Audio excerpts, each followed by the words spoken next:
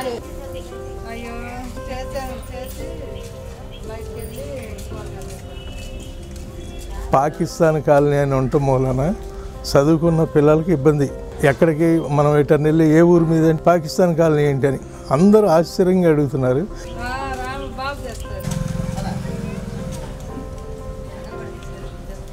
ఈ కాలనీ ఏంటంటే మరి పాకిస్తాన్కి ఇండియాకు యుద్ధం వచ్చింది. యుద్ధం వస్తే ఆ దేశంలో ఉన్న ఇండియా వాళ్ళని గో బ్యాక్ అంటున్నారు. గో బ్యాక్ అనేప్పుడు మన గవర్నమెంట్ ఏం చేసిందంటే భారత గవర్నమెంట్ ఇలా వచ్చే వాళ్ళకి కోసమని ఇలా క్వార్టర్స్లో ముఖ్యమైన నగరాల్లో ఢిల్లీలో ఉండే బొంబాయిలో ఉండే ఇలా ముఖ్యమైన నగరాల్లో కట్టారు. ఆ సందర్భంగా మనకి ఇక్కడ కట్టారు. ఆ యుద్ధం 6 నెలలకి ఏమో ఆగిపోయింది. ఈ కట్ని ఇలాగే ఉండిపోయింది.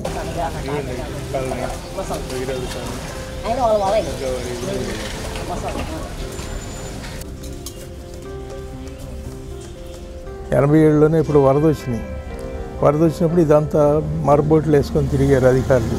తిరిగేప్పుడు ఇది 4 అంగుళాలు ఒక ఇటుకరాయి ఎత్తుంది హైటు వరదకి. అప్పుడు వరద ఇక్కడ దాకా వచ్చినాయి. అప్పుడు ఏమైందంటే అధికారులు అన్నారు దీంట్లో ఉండేవాళ్ళని ఉండమన్నారు.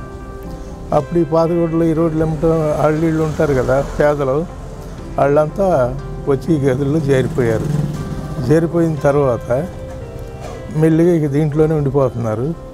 మళ్ళీ 91లోనూ ఆ అధికారులు బహిరంగ ఏలం అన్నారు. ఏలం పాట పెట్టి ఒక్కొక్క కాలనీ ఇది 40 క్వార్టర్స్, ఒక్కొక్క దానికి 7,500 కడితే పట్టాలు ఇచ్చేస్తామన్నారు. అప్పుడేంటంటే సిపిఐ సుబ్బరాజు గారు ఉండి ఈ పేదవాళ్ళు వీళ్ళు కట్టలేరు అని చెప్పి ఆ బహిరంగ ఏలాన్ని ఆఫ్ చేసేసారు సుబ్బరాజు గారు. ఇక ఆగిపోయింది. మాకేం కావాలని అడిగితే పన్నులని అడిగితే అప్పుడు కమిషనర్ ఉషారాణి గారిని తీసుకొచ్చారు. తర్వాత ఇక ఒక్కోటి అలా పన్నులు కరెంటు అలా.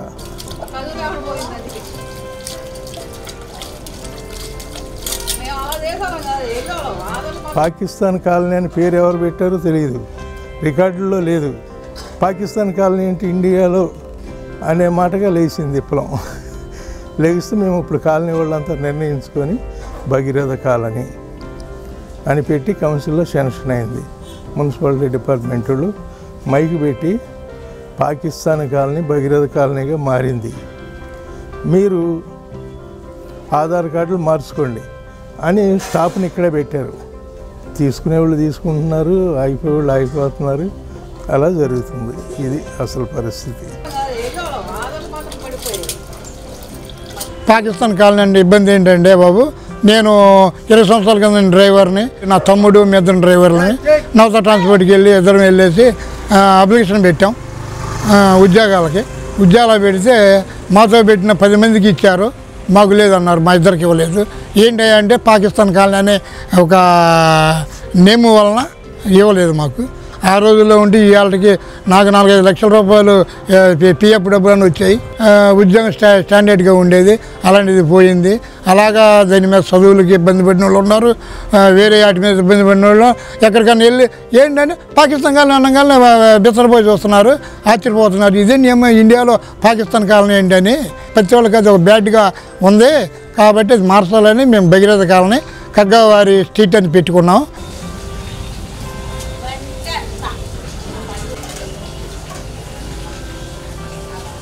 మేము 4-5 సంవత్సరాల పాప నేను అప్పుడు నుండి ఇక్కడే ఉంటున్నాం.